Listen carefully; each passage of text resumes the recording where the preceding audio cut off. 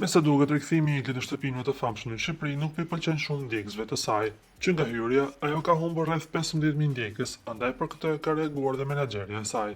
Përmes një postimi ajo ka theksuar se sikur të gjithë të iknin dhe 5 të mbeten, rëndësi ka të mbeten ata që vërtet e duan. Vendimi për të vazhduar atë rrugë tim që u la përgjysmë me dhimbje dhe lot nuk ishte për followers, as për vëmendje, por për Eglin. A do ta ketë të vështirë? Patjetër. A do t'ja dalë? Patjetër. Ne kemi besim dhe do të jemi pranë saj, sepse kështu mendojmë se duhen bërë me familjarë dhe miqt, të i gjendemi pranë kur kanë botën kundër.